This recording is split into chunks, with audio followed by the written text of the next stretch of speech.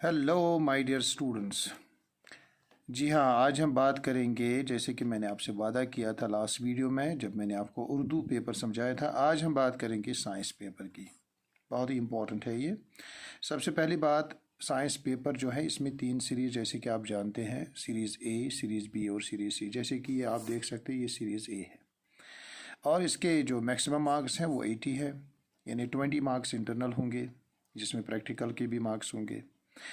तो बच्चों, आपको क्या करना है, सबसे पहले जनरल इंस्ट्रक्शंस को आराम से पढ़ना है। अब देखिए बेटा कि लिखा क्या है इसमें। The question paper has 4 sections, A B C and D. ठीक है। And there are how many questions? 36 questions total आपको साइंस में करने होंगे। पहले क्या होता था, पहले फिजिक्स, केमिस्ट्री और बायो हुआ करता था। अब एक ही नाम दिया गया है इसका, साइंस। अब देखिए सेक्शन जो इसका ए है, इसमें 4 सेक्शन है, A B C and T.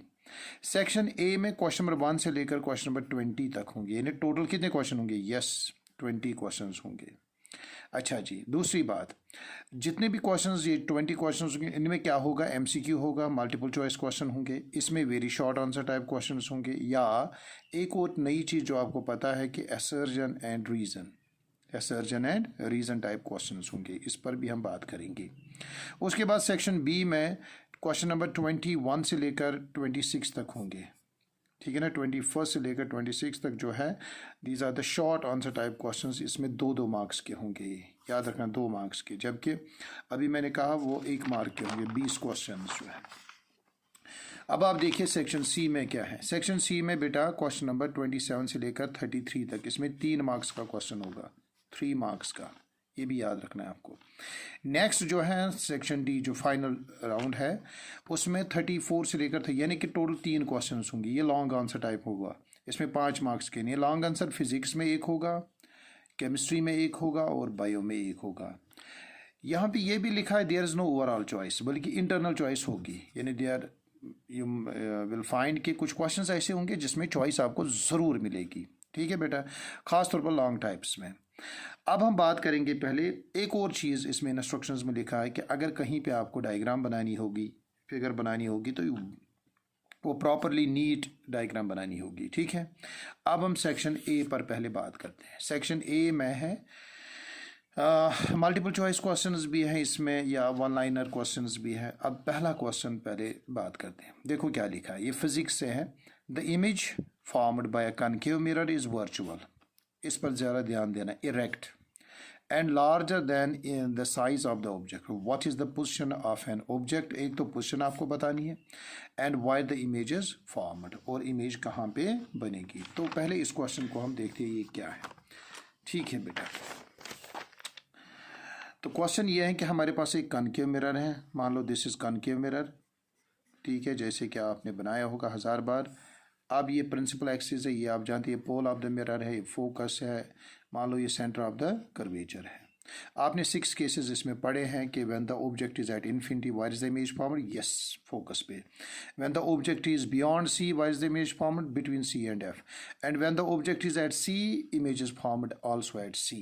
And when the object is between C and F, the image is formed beyond C, and when the object is at F, the image is formed at infinity. ये सारी चीज़ें जो है, जितने भी cases मैंने बोले, ये जो है ये रियल इमेज होंगी। ठीक है, आपने रियल और वर्चुअल इमेज का कॉन्सेप्ट ऑलरेडी पढ़ा है। अब हम देखेंगे एक, अगर हम ऑब्जेक्ट रखेंगे बेटा between the pole of the mirror and the focus of the mirror, let's see what happens. तो आपने वो लाज भी 3 पढ़े कि जब हम पैरेलल प्रिंसिपल एक्सिस को डालते कोई भी रे वो फोकस में से चली जाती है। ठीक है बेटा, मान लो ऐसे आ गई ये वापस रिफ्लेक्ट होके। अब दूसरे अगर आप सेंटर ऑफ कर्वेचर से डालेंगे तो वो तो वैसे ही वापस आएगी, आप ऐसे डाल सकते हैं। ठीक है बेटा, तो यहाँ पे तो ये कभी नहीं मिलेंगी, तो फिर इनको बैकवर्ड प्रोड्यूस करना पड़ेगा। तो जहाँ पर ये मिलेंगी बेटा वो होगा बियॉन्ड द मिरर। ठीक है, और ये जो इमेज होगी ये क्या होगी? इरेक्ट होगी। और सबसे बड़ी बात, ये इरेक्ट के साथ साथ वर्चुअल होगी, ये बात भी याद रखनी है। तो पहले क्वेश्चन का आंसर आपको मिला।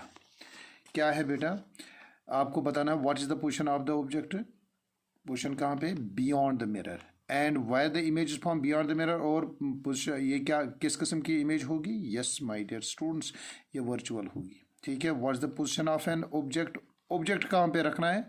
Between pole and the focus of the mirror. और दूसरी बात थी कि कहाँ पे बनेगी? Beyond the mirror. और ये किस किस्म की होगी? यस, वर्चुअल होगा, इरेक्ट होगा। अब दूसरे क्वेश्चन पे आते हैं। Define principal axis of a spherical mirror. Yes, बहुत ही सिंपल है। आपने पढ़ा है कि अगर कोई भी स्फेरिकल मिरर लेंगे, स्फेरिकल मिरर आपने पढ़ा दो टाइप से, कॉनकेव और convex. Let's make concave mirror यहाँ पे। तो आपको पता है प्रिंसिपल एक्सिस की डेफिनेशन क्या होगी? वो रे जो स्ट्रेट लाइन होती है, इट्स अ स्ट्रेट लाइन, ठीक है, विच पासिस, कहाँ से पास होती? Through the centre of the curvature and it joins pole of the mirror. ठीक है ना, you can write it's the straight line passing through the centre of the curvature and the pole of the spherical mirror. This is known as principal axis. Principal yes axis. ये हो गया दूसरे question का answer. यानी ये multiple choice type का नहीं है, बल्कि ये एक मार्क के क्वेश्चन से एक एक लाइन में आपको लिखना है। इसके बाद नेक्स्ट क्वेश्चन पे आते हैं बेटा।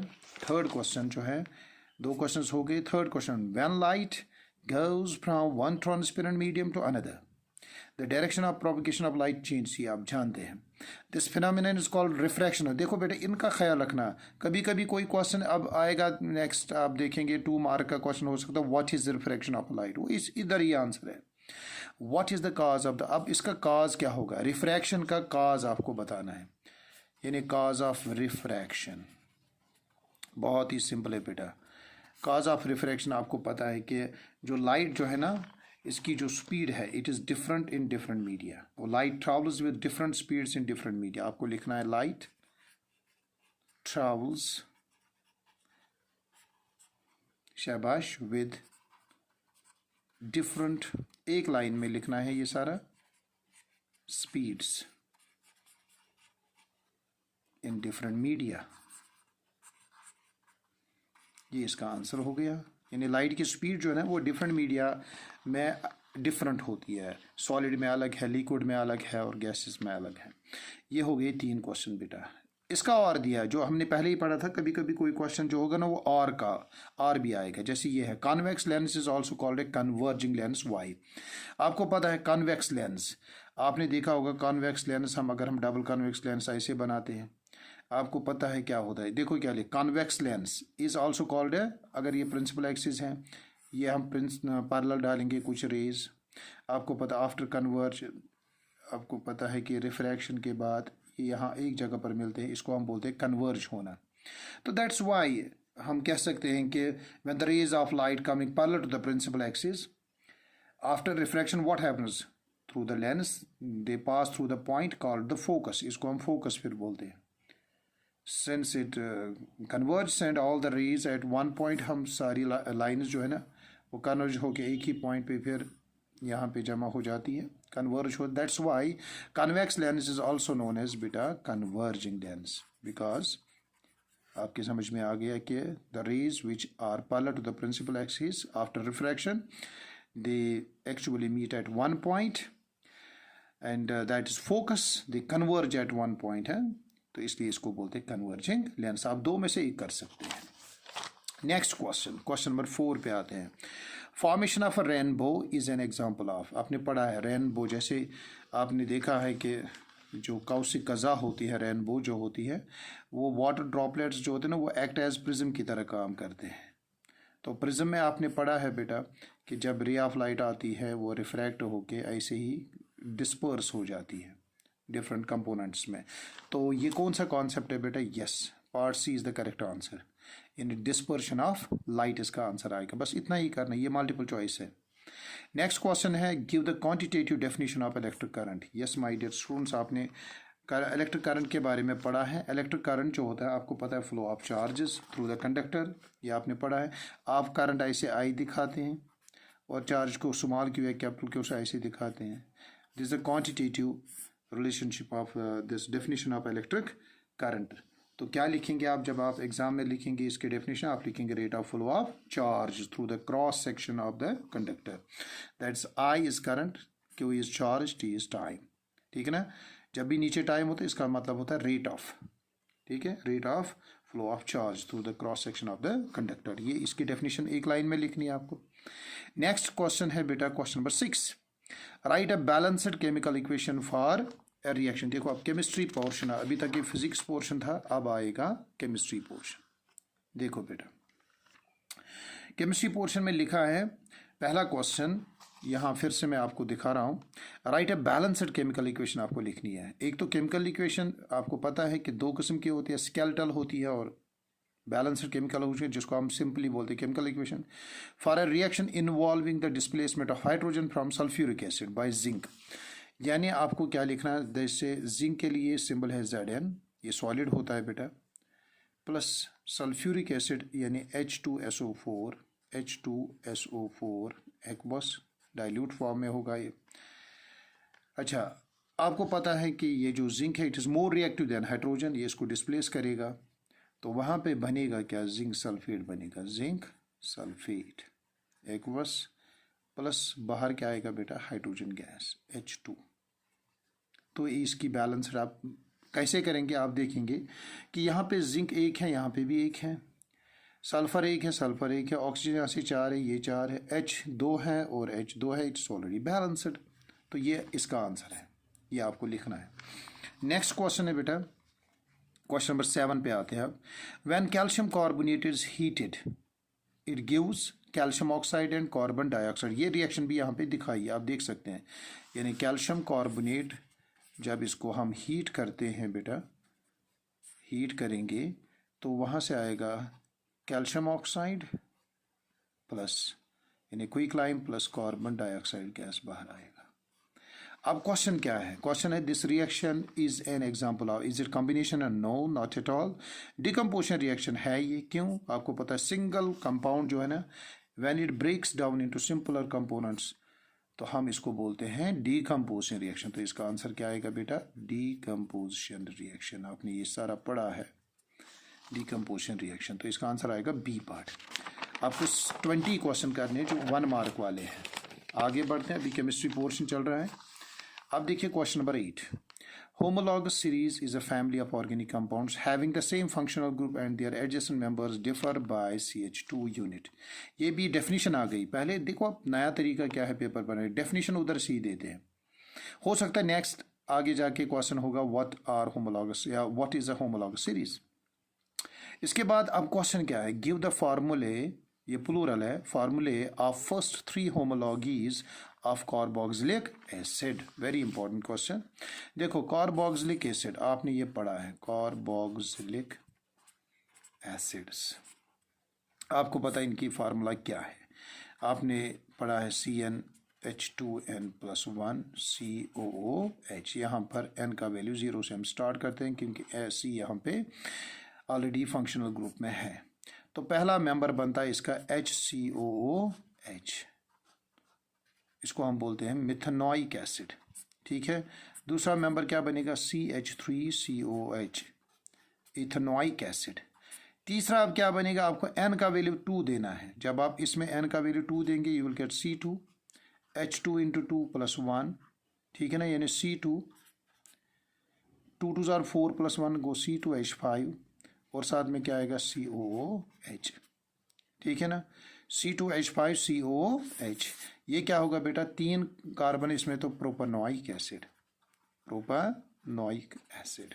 तो आपको कितने लिखने हैं, 1 मार्क का क्वेश्चन है तो आपको 3 लिखने। तो पहले क्या आएगा बेटा, methanoic acid, ethanoic acid and propanoic acid. अब इसका और क्वेश्चन दिया है, देखो क्या लिखा है, soap molecules consist of 2 parts having different properties, name the part of the soap molecule that is hydrophilic। quite simple। देखो बेटा आप यहाँ पे देखिए, आपने सोप मॉलिक्यूल यूँ पढ़ा है, टेडपो लाइक स्ट्रक्चर, ऐसे इसका हेड होता है, स्मॉल सा हेड। आपने जो कार्बन, जो बड़ी लाइन हाइड्रोकार्बन आप टेल देख रहे हैं, इसको हम बोलते हैं हाइड्रोफोबिक, हाइड्रोफोबिक, फोबिया मीन्स को डर, हाइड्रोफोबिक, ठीक है बेटा। फोबिया मीन्स डर होता है, यानी ये इसको नफरत होती है इससे, पानी से। And this is water loving part, that's known as hydro. Hydro means water in Greek, and philic, philic means attraction, loving, water loving.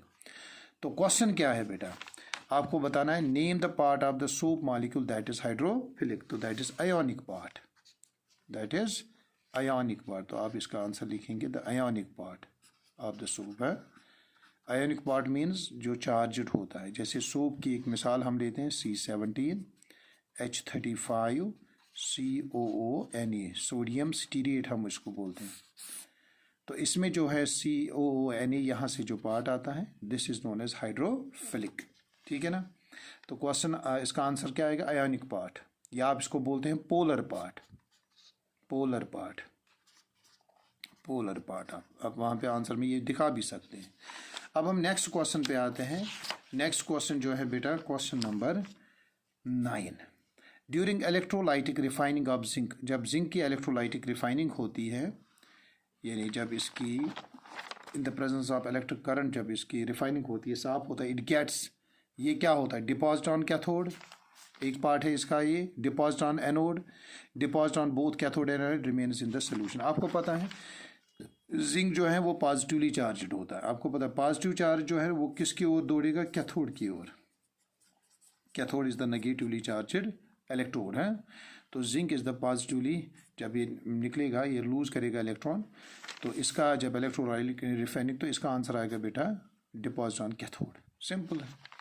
Next है metals obtained by electrolytic reduction are low in the activity series. हम नहीं, ये तो हो ही नहीं सकता, आपने पढ़ा है middle in the activity series, low in the activity series and high in the activity series. तो इसका आंसर आएगा towards the top of the activity series.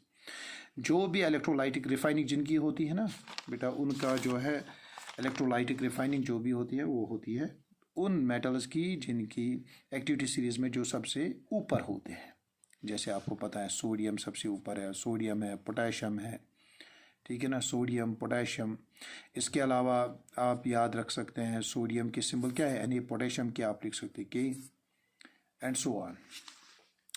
इसके बाद है question number 11, name any two biodegradable pollutants. हाँ, biodegradable जो मतलब आपको पता है डिग्रेडेबल क्या होता है, बायोडिग्रेडेबल पोलूटेंट्स क्या होते हैं, नॉन बायोडिग्रेडेबल पोलूटेंट्स क्या होते हैं।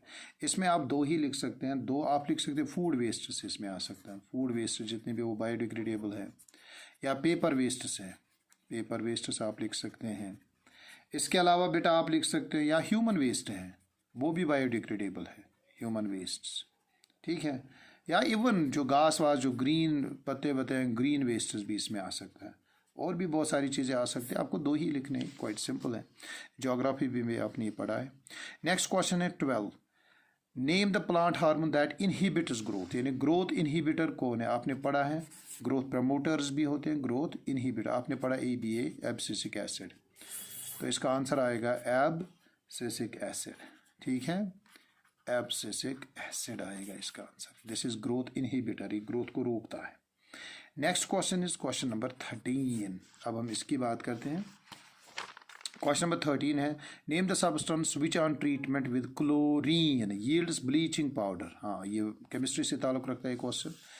तो वो कौन सा सब्सटेंस है बेटा, वो है कैल्शियम हाइड्रोक्साइड, या आपने पढ़ा स्लेकेट लाइम जिसको हम बोलते हैं। आपको पता है ये कहाँ से मिलता है, जब हम कैल्शियम ऑक्साइड को ट्रीट करते हैं किसके साथ, पानी के साथ रिएक्ट करते हैं, वहाँ से हमें मिलता है कैल्शियम हाइड्रोक्साइड, ठीक है बेटा।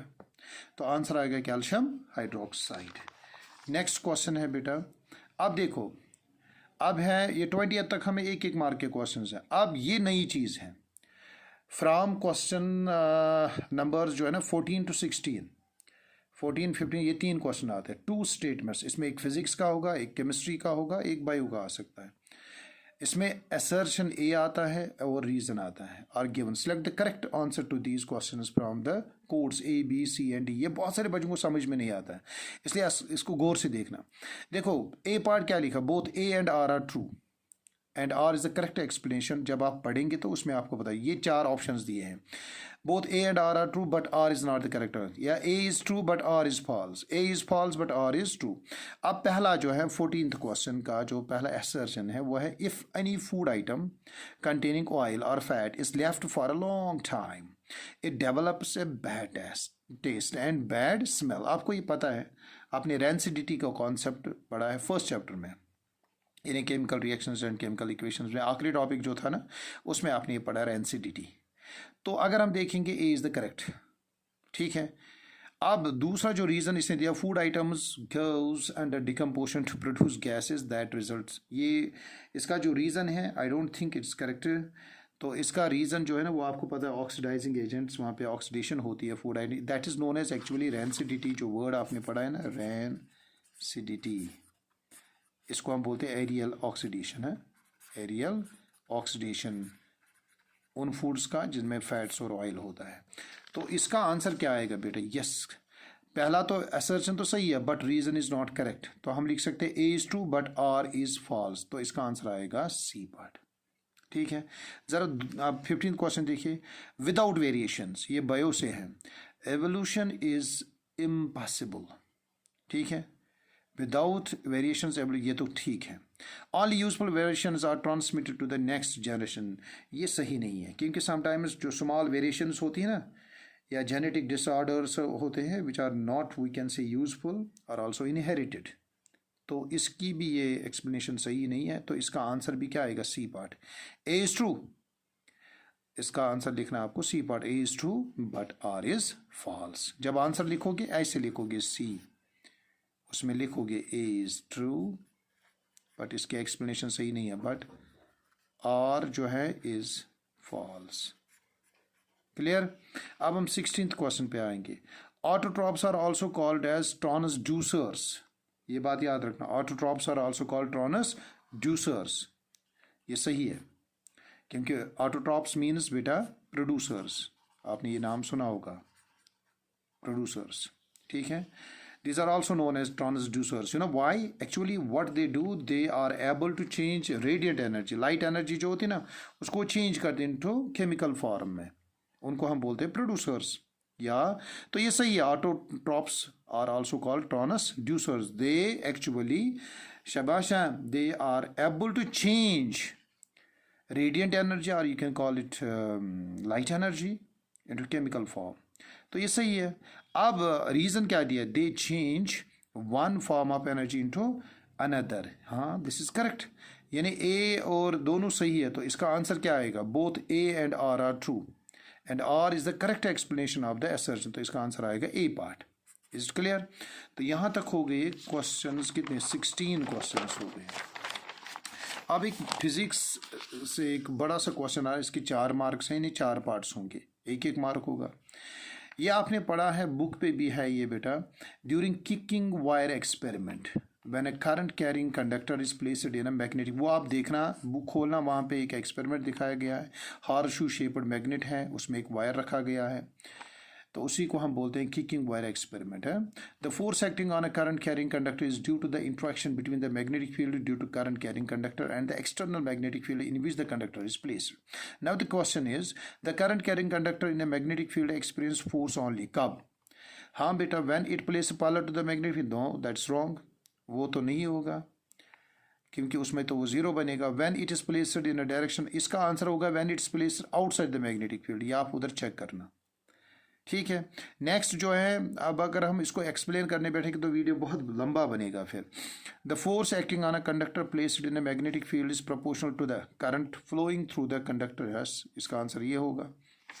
Next is, in kicking wire experiment the current, या आप सब बुक पे लिखा है, सारा टेक्स्ट बुक से है, the magnetic field and the direction of the force on the wire are, yes, आपने पढ़ा है फ्लेमिंग्स लेफ्ट हैंड रूल, जिसमें आप पढ़ते हैं mutually at right angles to each other. फिर है बेटा, the direction of the force on the current carrying conductor in a magnetic field is given by, Maxwell ने दिया था, फ्लेमिंग ने राइट हैंड नहीं, फ्लेमिंग्स लेफ्ट हैंड रूल आपने पढ़ा है।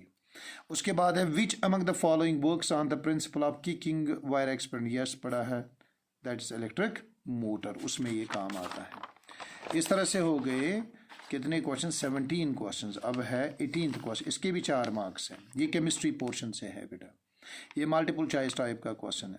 लिखा है, atomic size is usually defined as the distance between the centre of the nucleus and the outermost shell which contains electrons, yes, ये आपने पढ़ा, इसके अलग अलग डेफिनेशन हम तो 10th लेवल पे हम यही डेफिनेशन लिखते हैं, the distance between the nucleus and the outermost shell. Atomic size shows gradual change when we move along the period और डाउन द ग्रुप। आपने पढ़ा है trends in the modern periodic table में, आपने पढ़ा है what happens to the atomic size while moving down the group and while going across the period।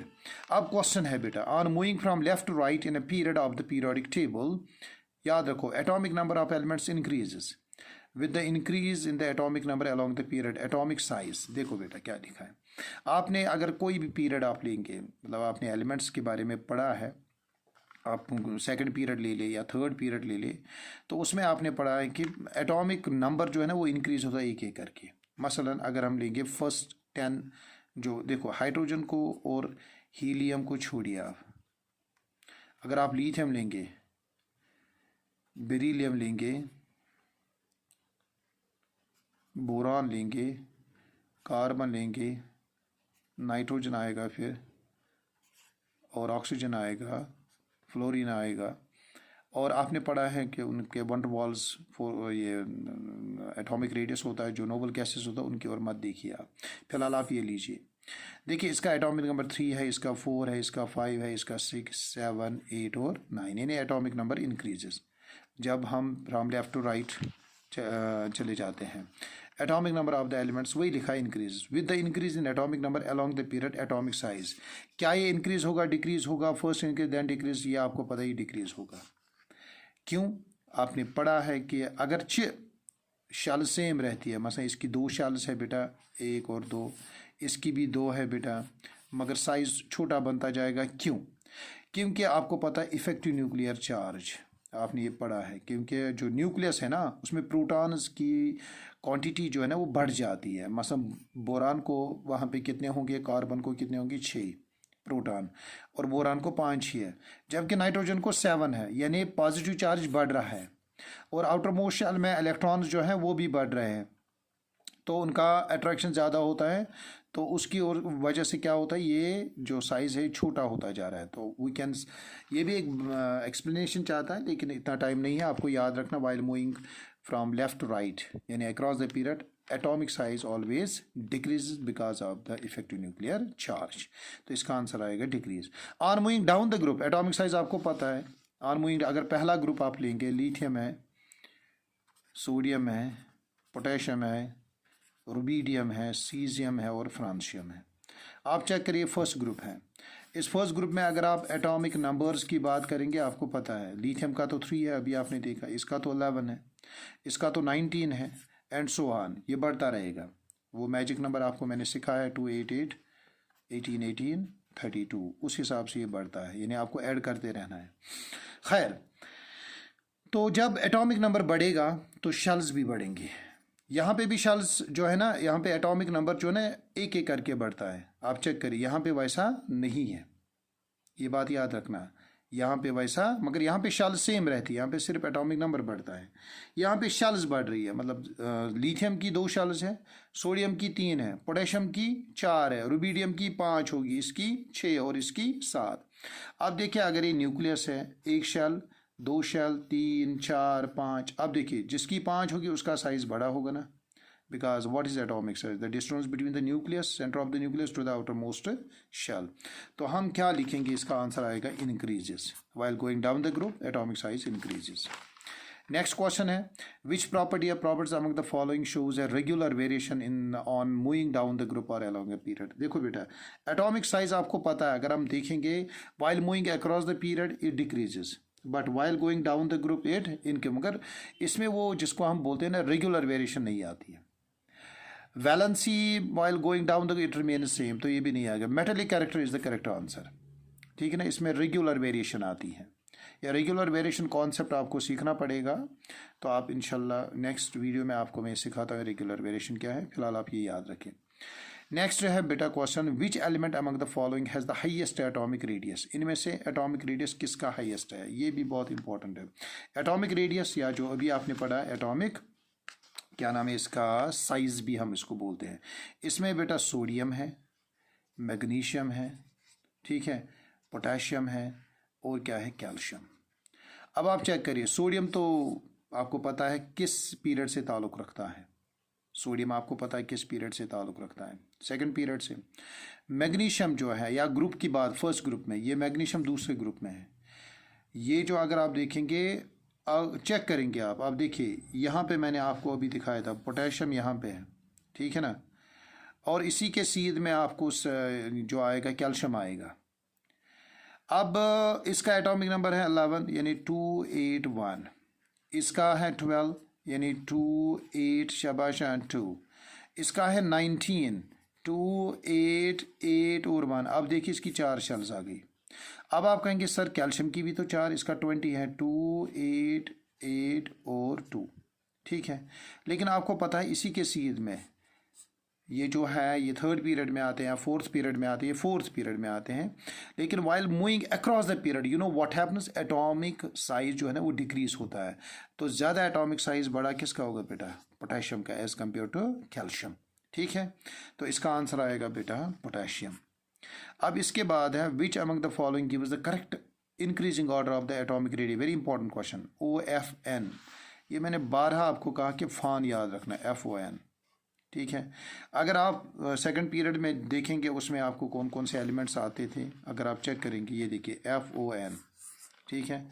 अब सही ऑर्डर क्या होगा इसका, इसने लिखा है correct increasing order of atomic radius, सबसे कम जो रेडियस होगा ना बेटा इनमें वो फ्लोरीन का, उससे ज़्यादा ऑक्सीजन, उसका उससे भी ज़्यादा किसका होगा, नाइट्रोजन। क्योंकि देखो लिथियम का सबसे ज़्यादा एटॉमिक रेडियस है इस पीरियड में, उससे कम किसका होगा बेटा, शाबाश बेरिलियम, उससे कम बोरान, उससे कम कार्बन, उससे भी कम नाइट्रोजन, उससे भी कम शाबाश ऑक्सीजन, और उससे भी कम फ्लोरीन। अब इसने चूंकि इंक्रीजिंग ऑर्डर, इंक्रीजिंग में पहले छोटा लिखते हैं, तो इसका करेक्ट ऑप्शन जो है ना वो है डी पार्ट, फॉन, FON याद रखना है। नेक्स्ट क्वेश्चन पे, अब आखिरी क्वेश्चन पे आ रहे हैं हम। दिस इज क्वेश्चन नंबर 19, नहीं अभी 2 क्वेश्चन है हमारे, चूंकि वीडियो थोड़ा सा लंबा बनेगा। Read the following and answer any 4 questions, ये केमिस्ट्री पोर्शन से हैं। When an acid and base react quantitatively with each other, they form a salt. Yes, salts have different properties than acids and base, ये भी आपने पढ़ा है। Reaction between an acid and a base 1000 बार ये पढ़ा, इसको हम न्यूट्रलाइजेशन रिएक्शन बोलते हैं, खत्म बात। The salt derived from a strong acid and a strong, दोनों अगर स्ट्रॉन्ग होंगे, मसलन स्ट्रॉन्ग अगर एसिड होगा, let's take an example of say HCl, this is a strong acid, और स्ट्रॉन्ग बेस लेंगे फॉर एग्जांपल KOH या NaOH, चलो NaOH लेंगे, सोडियम हाइड्रोक्साइड और शाबाश हाइड्रोक्लोरिक एसिड। जब हम इनको रिएक्ट कराएंगे तो बेस बनेगा, तो वहाँ पे एक साल्ट बनेगा NaCl और बनेगा हमें वाटर, जिसको हम न्यूट्रलाइजेशन रिएक्शन बोलते हैं। ये जो सोडियम क्लोराइड है, याद रखो जब भी स्ट्रॉन्ग दोनों चीज़ें आएंगी, स्ट्रॉन्ग एसिड और स्ट्रॉन्ग बेस, उसमें हमेशा जो साल्ट बनेगा ना वो न्यूट्रल होगा, और न्यूट्रल साल्ट का जो pH वैल्यू होता है इट इज़ इक्वल टू 7, तो इसका आंसर आएगा इक्वल टू 7, ठीक है। Next, which among the following is an example of a salt, इसमें साल्ट कौन, देखो बेटा सल्फ्यूरिक एसिड ये तो एसिड है, पोटेशियम हाइड्रोक्साइड है ये तो बेस है, हाइड्रोजन क्लोराइड ये भी एसिड है, potassium nitrate is the example of salt, ये हो गया इसका आंसर।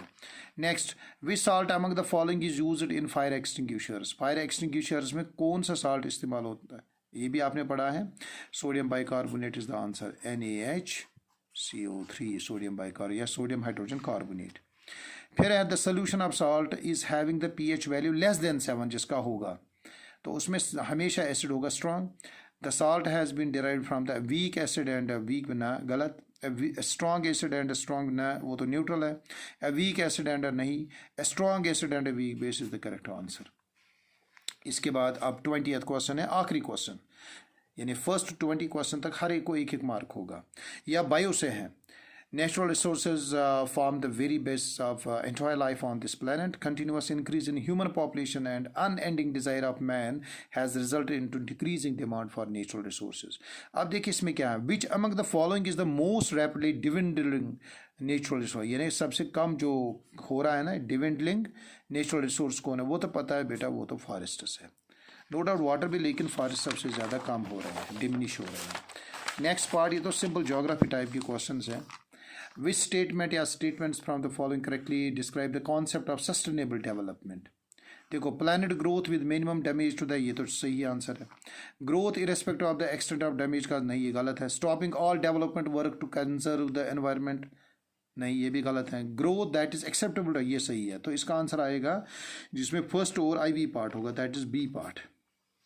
फिर है which factor is mainly responsible increase in demand of natural resources, simple, वो तो जब पॉपुलेशन एक्सप्लोजन हुआ तो इसकी वजह से ये बढ़ गई, तो increase human population. Next part जो है इसका वो है सॉइल इरोजन कैन बी, बहुत बार पढ़ा, दैट इज एफॉरेस्टेशन, ठीक है ना, planting more and more trees. Deforestation generally decrease, yes rainfall, इसका आंसर आएगा रेनफॉल।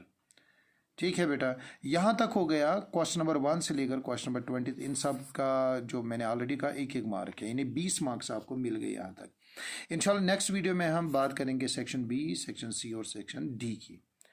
तब तक के लिए टेक केयर, खुदा हाफिज़।